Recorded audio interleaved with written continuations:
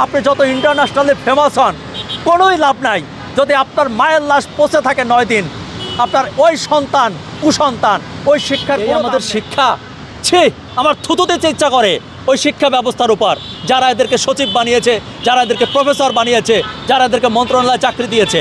আরে তোকে তো আগে মানুষ হতে হবে, যে মায়ের দুনিয়াতে আনলো, যে মা বড় করলো, শিক্ষা দীক্ষা দিল, এত বড় বড় সচিব তারপরে প্রফেসর বানাইলো, আজকে দেখেন সে মায়ের লাশ পচে আছে, কেউ দেখতে আসছে না। দেখেছেন যে মিরপুরে একজন মাকে 9 দিন পরে তার দেহ উদ্ধার করা হয়েছে, তার শরীরটা পচে গেছে, তার শরীরের মাংসগুলো হাত থেকে আলাদা হয়ে গেছে এবং সেটি পোকায় খাচ্ছে, কিলবিল করছে পোকা।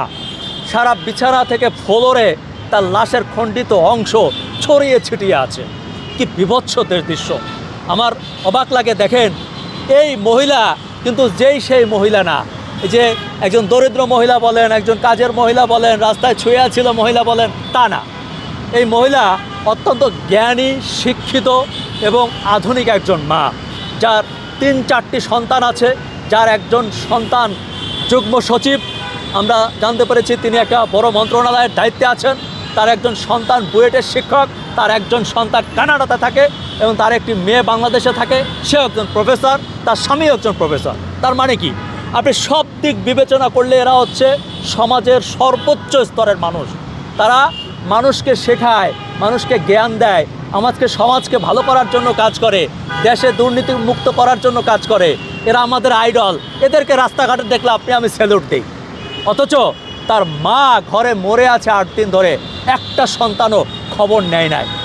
একটা সমাজ ধ্বংসের কোন প্রান্তে চলে গেলে এটা সম্ভব হয় একবার চিন্তা করে দেখেন। আমাদের বরিশালের মায়েরা একটা কথা বলে যে আমার ছেলেপেলেরে কোনোদিন পড়ালেখা করাবো না। তা চিন্তা করলাম, চাচি কেন আপনার পোলারে পড়ালেখা করাবেন না কেন? পোলায় যদি পড়ালেখা করে তাইলে আমাকে সাইরা ঢাকা চলে যাবে, বিদেশ চলে যাবে, ডাক্তার, ইঞ্জিনিয়ার, প্রফেসর হয়ে যাবে, আমাকে আর খোঁজ খবর নেবে না, আমাকে কবরের কাছেও যাবে না, মরিয়া থাকলেও দেখবে না। তার চাইতে আমার পোলায় আমার সামনে ভ্যান চালাইবে, বাজারে আইবে যাইবে, আমি চোখের সামনে দেখবো যে আমার পোলায় ভ্যান চালায়। আমি বরিশালের ওই চাচি এদের বক্তব্য শুনে বুঝতাম যে আসলে এরা সঠিক কথাটাই বলতো।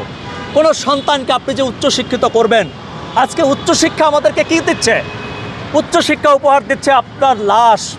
মা মরে আছে পাশের রুমে, সন্তান গন্ধও পায় না, সন্তানের 9 দিনে মায়ের খোঁজ নেয় নাই, এরপর খোঁজ নিয়ে দেখে যে মা মরে পচে আসে। সে একজন প্রফেসর, সে তাহলে কি শেখায়? আমার দুঃখ লাগে যে আসলে দিন দিন আমরা কোথায় যাচ্ছি, আমাদের সমাজ কোথায় যাচ্ছে, আমরা আমাদের সন্তানদেরকে মানুষ করতে পারছি না। আপনি জানেন, আপনি যত দেশের উন্নতি করেন, আপনি যত বড় মানুষ হন, এবং বাংলাদেশে এরকম কুসন্তান লাখ লাখ পয়দা হচ্ছে প্রতিদিন, এটা আমাদের সামাজিক অপক্ষায়। এবং যতদিন আমরা মানুষ হিসাবে মানুষ না হব, এটার কোনো সমাধানও নাই। আরে ভাই, একটা মানুষ যদি অসুস্থ হয় তাহলে ডাক্তার চিকিৎসা দেওয়া যায়, তাকে ভালো বানানো যায়, কিন্তু একটা মানুষ যদি পড়ালেখা শেখা মানুষ না হয়, মনুষ্যত্ব যদি তার ভিতর না থাকে, তাহলে তো তাকে শিক্ষা দিয়েও লাভ নাই।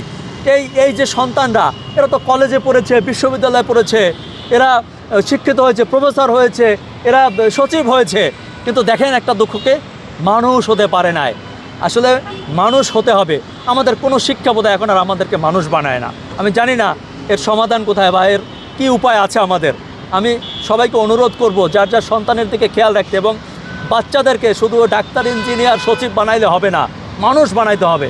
চলেন আমরা সবাই মিলে আমাদের সন্তানরা যাতে মানুষ হয়, অন্তত সেই চেষ্টাটা করি।